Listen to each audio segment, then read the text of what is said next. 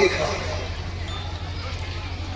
ظاہر ہے کہ یہ تصور کوئی آسان کام نہیں ہے، بڑی ریاضت چاہیے، بڑی محنت چاہیے.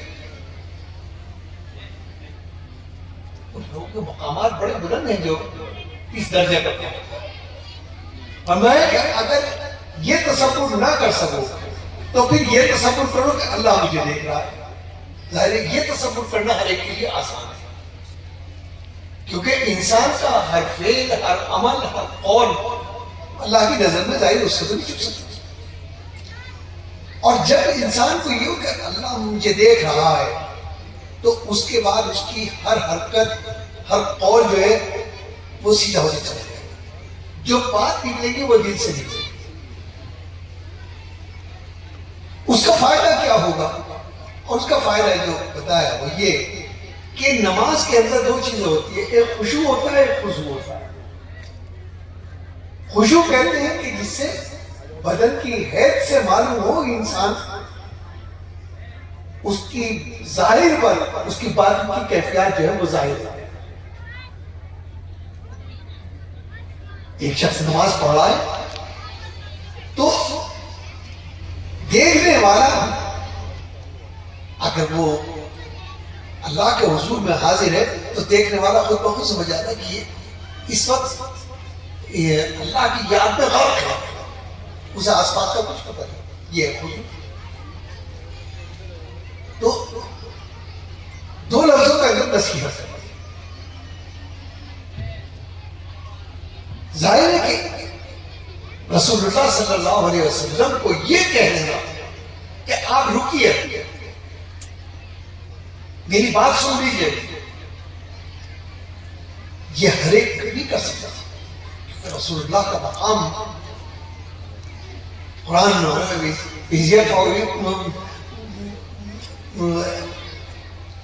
کہ جب کہ رسول اللہ کے سامنے جب جاؤ، روزے اثر پر جاؤ تو اپنی آوازوں کو بلند مت کرو،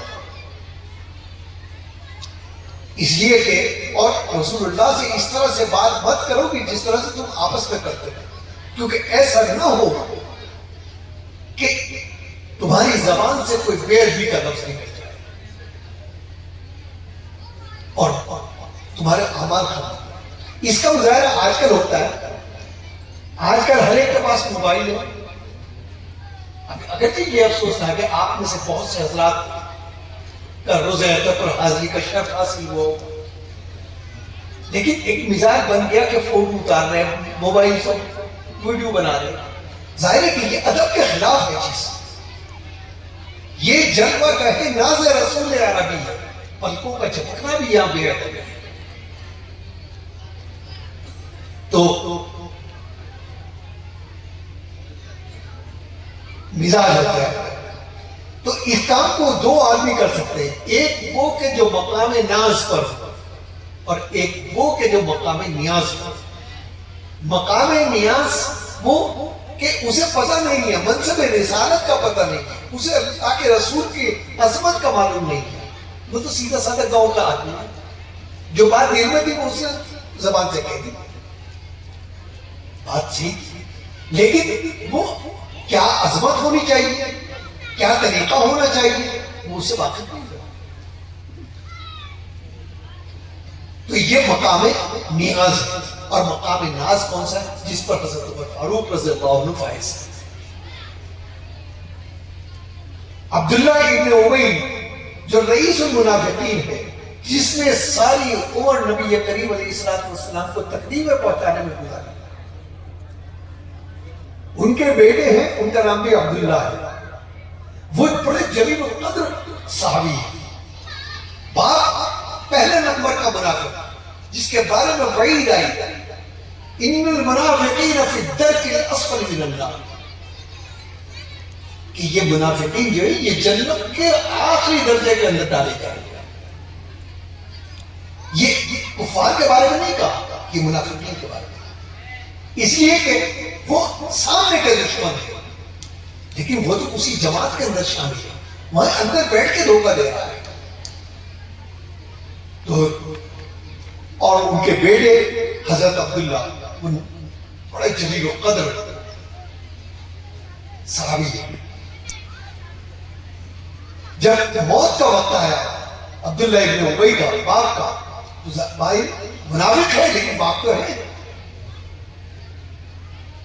بیٹے کو بلایا اور کہا کہ رسول اللہ صلی اللہ علیہ وسلم کے پاس جا کر میری بات پیش کرو کہ میرا مرنے کا وقت قریب آ گیا، ہو سکتا ہے کہ صبح بھی میں نہ دیکھ پاؤں، آپ سے میری ایک درخواست ہے کہ آپ ایک تو میری نماز جنازہ پڑھائیے، اور دوسری چیز یہ کہ آپ نے جو چادر زیب تن کر رکھی ہے وہ آپ مجھے عنایت فرما دیں، تاکہ جب میں کل اللہ کے حضور جاؤں اور وہ پوچھے کہ تو کیا لے کر آیا، تو میں وہ چادر پیش کروں کہ اللہ یہ لے کر آیا۔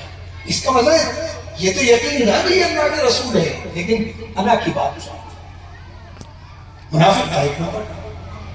تو آپ کیونکہ رحمت للعالمین بنا کر بھیجے گئے، تو اسی جذبے کے تحت آپ کھڑے ہو گئے، گویا جانے کے لیے کھڑے ہو گئے۔ فاروق اعظم رضی اللہ عنہ تشریف فرما رہے، آپ نے کس کے لیے جا رہے ہیں؟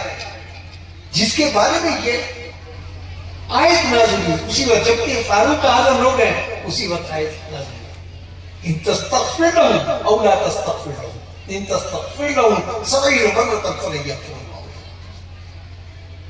کہ آپ اس کے لیے ایک مرتبہ مغفرت کی دعا کریے، 70 مرتبہ کریں، ہرگز مغفرت نہیں ہوگی اس کی۔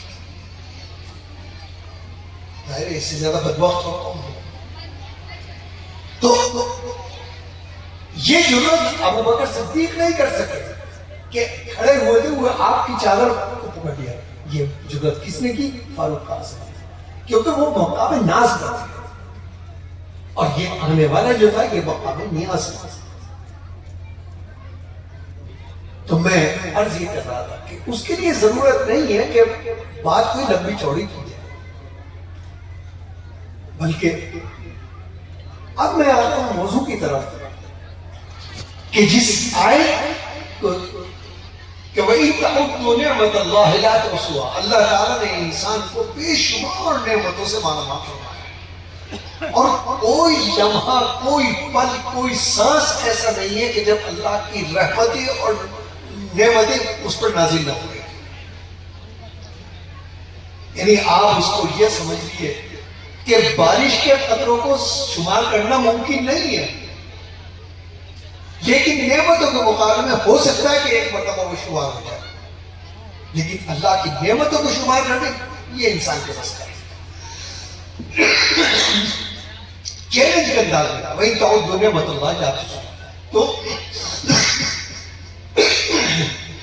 تو نعمتیں جو ہیں وہ دو طرح کی ہوتی ہیں، ایک ظاہری نعمت ہے اور ایک باطنی۔ ہمارے یہاں نعمتوں کا جو تصور ہے وہ کھانا پینا، رہنا سہنا، چلنا پھرنا، صحت، آپ، یہ چیزیں نعمت کے، لیکن ہر چیز نعمت ہے۔ پیدائش سے لے کر، پہلے سانس سے لے کر آخری سانس تک جن جن چیزوں کی انسان کو ضرورت پڑتی ہے وہ اللہ کی نعمت کے اندر ہے۔ یہ تو سامنے کی چیز ہے، یہ عقل کا ہونا یہ اللہ کی نعمت ہے، یہ شعور کا ہونا یہ بھی اللہ کی نعمت ہے، یہ علم کا ہونا یہ اللہ کی نعمت ہے، کیونکہ علم انسان کے لیے ایک فطری چیز ہے۔ علم کے بغیر انسان زندہ رہ نہیں سکتا۔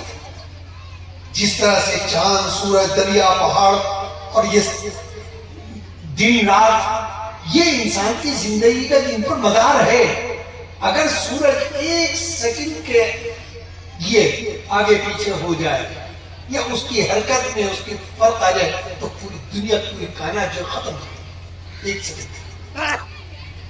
تو جس طرح سے یہ ساری چیزیں، کھانا پینا انسان کے لیے ضروری ہے کیونکہ زندگی کے بقا کا طاقت ہے، اسی طرح سے علم بھی ہے کہ علم انسان کے لیے ایسا ہے کہ اس کے بغیر زندہ نہیں رہ سکتا۔ اور اس کی وجہ کیا ہے؟ کیونکہ یہ طلب ہمارے اندر رکھی گئی ہے کہ ہم صبح اٹھنے کے بعد اپنے معمولات سے فارغ ہونے کے بعد ہر شخص دوڑتا ہے، کوئی اخبار پڑھ رہا ہے، کوئی رسالہ پڑھ رہا ہے، کوئی کسی باہر نکل، یہاں تک کہ اگر سڑک پہ کوئی جھگڑا ہو گیا تو چاروں طرف سے لوگ اکٹھے ہو جاتے ہیں. وہ اس لیے اکٹھے نہیں ہوتے کہ وہ جھگڑے کا حصہ بننا ہے، بلکہ اس لیے اکٹھے ہوتے ہیں کہ کیا قصہ پیش آیا. یہ علم کی طلب نہیں تو اور کیا ہے. اور ہر لمحہ انسان یہ چاہتا ہے کہ میرے سامنے اچھی سے اچھی بات آئے، میں ان کو دیکھوں.